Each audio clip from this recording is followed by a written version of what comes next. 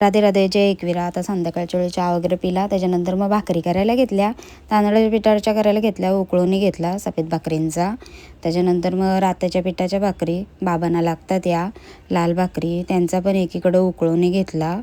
आणि दोन्ही उकळून घेऊन मग पीठ मळून घेतले. दोन्ही पण काटवट जरा धुवून घेतले आणि मग भाकरी एकीकडं घेतल्या वळायला.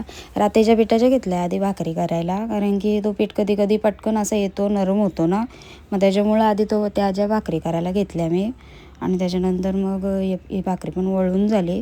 तवा ठेवला एकीकडं तापत नाही. या भाकरी आधी वळून घेतलेल्या त्या उलटून घेतल्या आणि एकीकडं तांदळाच्या पिठाच्या सफेद पण भाकरी वळून झालेल्या त्या पण वळून घेतल्या पटापट. आणि त्याच्यानंतर तवा पण गरम होता, एकीकडं त्या पण भाजून घेतल्या. आणि त्याच्यानंतर जेवणाचं पण उरकायचं होतं. जेवणाला काय आज भाजी काय करायची नव्हती, कारण की भाजी पण होती.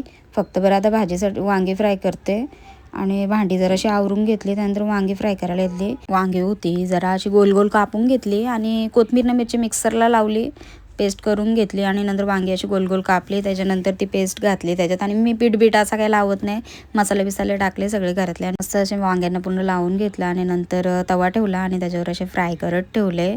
आणि मस्त लागतात अशी वांगी, मी नेहमी करत असते. आणि पीठ वगैरे असं काही लावत नाही मी.